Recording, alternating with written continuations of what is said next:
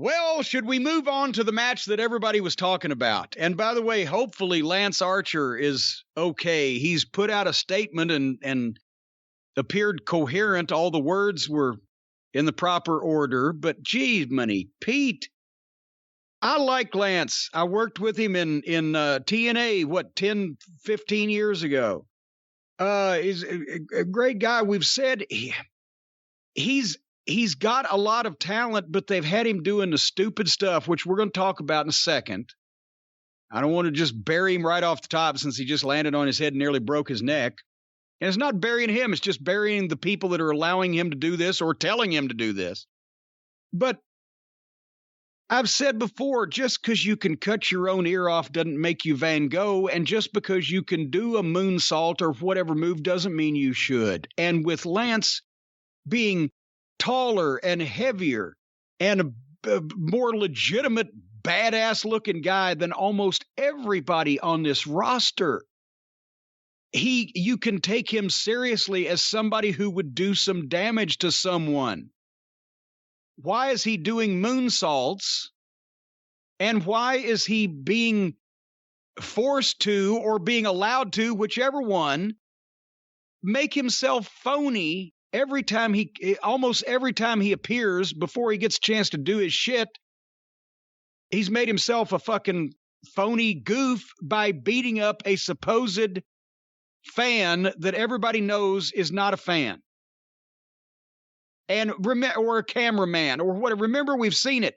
Just throw away stuff. He'll grab somebody and bring him over the rail that's supposed to be a fan, or he'll attack a cameraman and choke slam him, and then go right on with their match, and nothing is done. There's no repercussions. It's fucking ridiculous. And again, in front of the smartest audience to begin with, probably in wrestling. Did you see him pull the fan over the rail? And then they started using the fan as a foreign object? I almost thought it was a woman at first. Well, I'm not saying it was a manly man fan. Well, I'm just saying at first I was like, oh my God, is that a woman? And it took somebody said it looked just like one of the Mulkeys because of the blonde hair and the pink shirt. But by the way, we haven't even mentioned this was another tournament match for the shot at the World Championship, which is already a joke because, as we know, our little dog Pockets won his first round match in this tournament over Powerhouse Hobbs Friday night. So it's a joke tournament. So they jump-started in the aisleway before the introductions, and they're fighting around ringside. And okay, it's Archer and Kingston. If anybody's going to do that, then that would be Archer and Kingston. And Moxley, obviously. Moxley can't do anything else.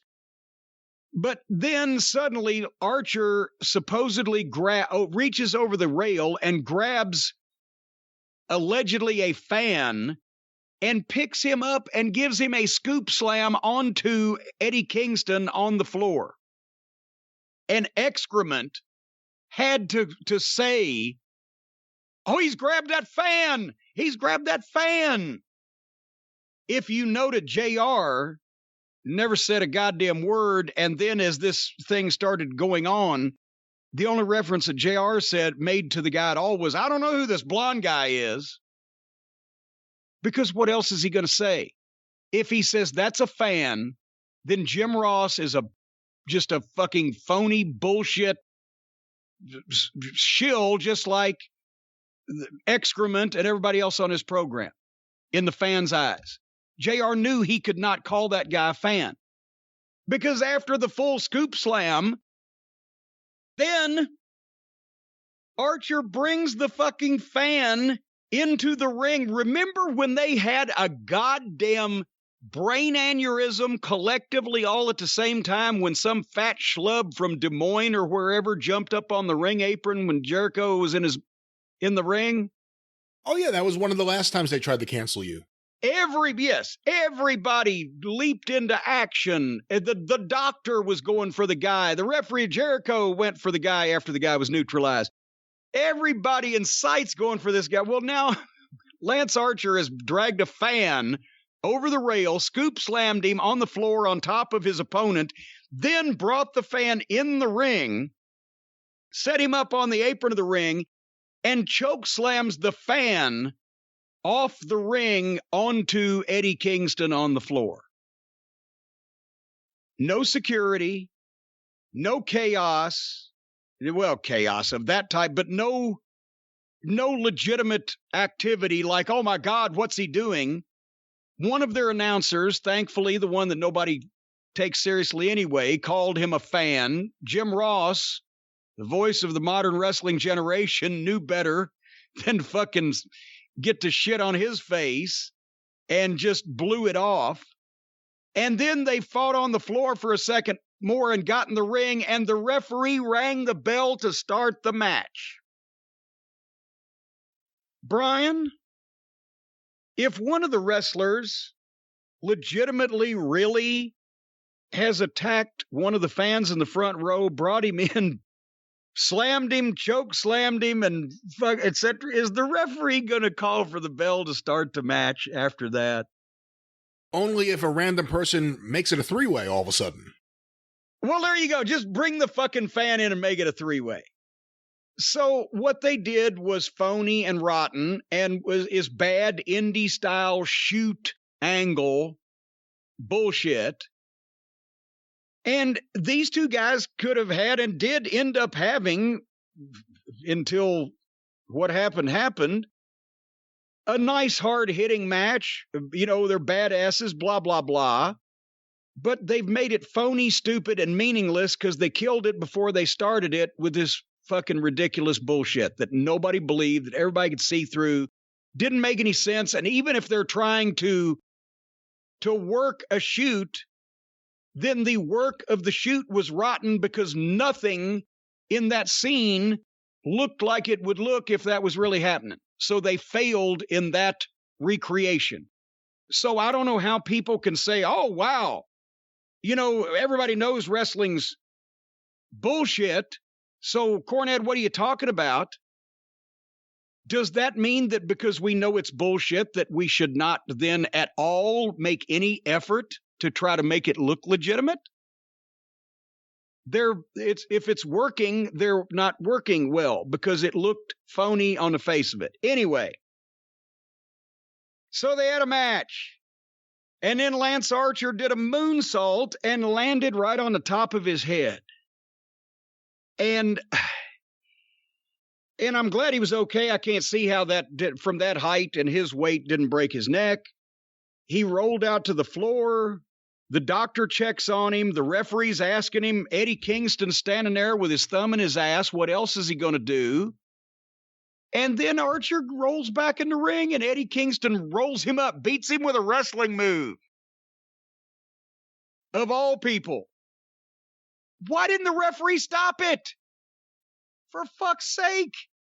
The guy that was unable to continue was the one who was going to lose anyway. Right?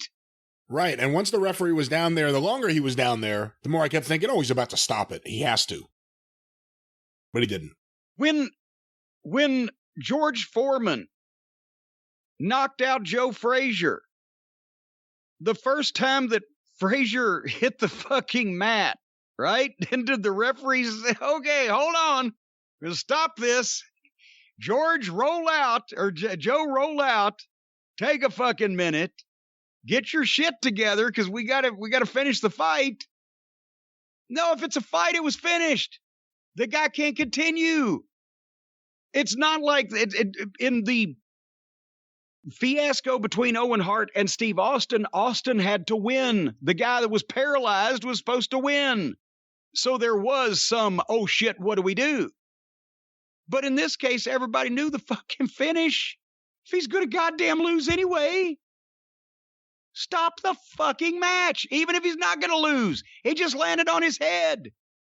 You can't just say, oh, okay, we're going to stop this fake stage fight that we're having because somebody actually just really got hurt. Because that's what they did. So I don't understand in what world that nobody just said, Tony Khan, back in the back at the gorilla position, didn't just say, ring the bell and stop it. Can't continue. That's a better out for Lance Archer. He was trying, they say he was trying to finish the match and mad because they wouldn't let him finish it. So he'd rather get beaten 1, 2, 3 by Eddie Kingston than beat himself and have an out. Then he gets at any time in the future, I should have won that tournament, but I beat myself and Kingston advanced. That's a better finish than fucking just beating goddamn for Archer. It's a better finish than just Eddie Kingston's going to roll him up 1, 2, 3. Fuck, does anybody think about these things anymore? Oh my God, what'd you think? I mean, I don't know what else to add to that. Not my favorite style of match. I like Kingston. Haven't been crazy about Archer. Although there have been moments where I've enjoyed him. I don't know where Jake is. I'm going to guess he's not going to be around. And then the moonsault. And I mean, it's easy to dissect it afterwards and say, oh, he should never have done it. And I know what you think, and you've been consistent. And, you know, I start thinking it afterwards. Oh, why is he doing it? And then you think, oh, he's done it so many times. I at first thought he actually kind of, it sounds so stupid, but on the first time I watched it, I thought he protected himself with his hands somewhat. And I know that's such a silly thought when, like you said, his weight, the height, how far up he was. Well, he got his hands in there because right, if you go back and watch it in slow motion, and I mean his hands definitely touched, but his hands were in position. If he had rotated all the way, he was trying to protect his face with his hands because he was envisioning he was going to land flat on his stomach. The hands being there did something, but if you watch, the first thing that touched before the hands was the head. And it was fucking awkward. Go ahead. What I was going to say was in regards to what to do there. I mean, that's the interesting thing. Is it the referee's job? Does someone tell the referees? The referee's supposed to know right away what to do? Does someone need to tell the referee? What would have been the perfect way for this to be handled? Obviously, the referee, unless he saw somebody fall on a chair leg and they were impaled or something, right? The referee would obviously be checking with the guy to see if he was okay, see if he was coherent. You know where you are you okay, whatever, so that he could give a signal in the back, because if Tony Khan's the guy, running this show, then he's on headset and he would be asking, is he all right? And then, to me, when it goes so far as that Lance has to roll out of the ring and get his shit back together, which he did. Yeah, that's the point for me. That's the point. At that point, then if I'm Tony Khan, I know who's winning, and I know not what the finish. I know what the finish is supposed to be, what they've gone over, but I also know the end result, who's supposed to win, and I'm going to tell the fucking referee in his headset, stop it and declare he can't continue. Then the worst thing that happens is Archer immediately regains his wits and he gets in the ring and he pitches a bitch, and maybe they do some impromptu fucking fisticuffs. That's the worst thing that can happen. You got your proper winner and you didn't leave that awkward spot where everybody goes, oh, he's really hurt. And now they don't know what to do. And if Archer's not okay, then you've stopped it and you've prevented him from... He just landed on his head.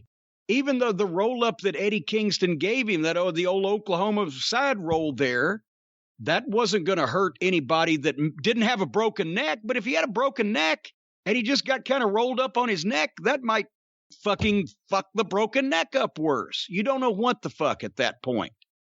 So that's why I say if I think Tony Khan should have been the one to say, fuck it, call it, he can't continue. And err on the side of safety, because you know what the finish is going to be to begin with. It's not like it's like that SummerSlam match, as I said, with Owen and Austin, where that would have fucked up some major plans. I have something here that was sent to me. This is from the Wrestling Observer website. It was noted that it was Doc Sampson who told Archer to go straight to the finish, despite Archer wanting to keep going, and Archer was upset backstage after the match. Archer did not have a concussion and was able to pass all the tests backstage. But go straight to the finish. Okay. Is that what the doctor's job is, to order you? No. The doctor's job should be to administer the tests and determine whether or not that the guy's got a concussion or not. That's the doctor's job. But if you think there's a issue, if the guy's bell is rung so bad that he can't continue, and him losing is the finish you're going for anyway. The point that I'm making is it was just awkward and phony to have all that go on and then him get back in the ring and Eddie Kingston use a roll-up that he's never used before and probably never use again. And that couldn't have been the finish that they planned. So he didn't go straight to the finish. He just go straight to getting pinned. And then you can leave so we can determine whether or not you'll be paralyzed. Well, I don't fucking know what's going on here. The point is, I'm offended in two different ways. I'm offended because the guy could have been hurt and hurt worse. And I'm offended because it made the match and everything involved with it look phony. Because in the UFC, in pro boxing, in wrestling down through the years, when has a guy obviously been unable to continue and his opponent just stands there and the referee said, well, let's give him all the time he needs? What? That's not the idea. You lose a fight when you can't continue. If you can't get back up, it's not that fucking hard. I don't know what the fuck's going on. I can't get past the idea the doctor didn't say, let's stop it. He said, go to the finish. Although I remember all those amazing times that Dr. George Zaharian booked from ringside in Allentown. And, of course, Dr. Schwartz in L.A. decided to, on the fly, change the finish of Blassie Tolis. That's a known story. How could the doctor say? That's the thing that gets me. After that, you call the match. You can't send him back in the ring. I don't know. I don't understand it. But we hope Lance is all right. And that's the thing. They've already had a broken neck. Starks. Remember Starks? What was it? What was the move? Goddamn. Adam Page threw him over his head, I think. Yes, the German suplex. Starks landed on his fucking head. And at the time we did the review, I said, my God, it looked like he landed right on top of his head and he bounced right up to his feet and didn't even sell it as long as you would sell a regular German suplex. And it looked like it almost killed him. And then we come to find out that it did, that it broke his neck. And that's why he was out. And so they know already these guys are landed on their fucking heads. And this Lance's looked worse than Starks's did. And it broke Starks's neck. And he was out for 2 or 3 months or whatever it was. Oh, I thought the way Starks landed looked worse than Lance. No, but this is a heavier guy coming from farther up. Yeah, the other one, we just saw the neck bend in half. I don't know. Well, the point is, I don't want to be doing either of those things. So I don't, but we've established that you can break something in your neck. Starks did that. You can break something in your neck and get up and finish the match. Doesn't mean that was a good idea for you to do that. And where is Starks lately? He's on commentary on Rampage. Well, is he hurt? Is that why we're not getting Starks Punk? Remember, he came back and had one match, was it? Did an angle or two? Brian Cage match, but it may have been more than the Brian Cage match. I just don't remember. He came back and he won the FTW title. Yeah, he hasn't wrestled much since the incident. So I don't know whether he's having worse problems than what they've said or not, but that was just completely preventable.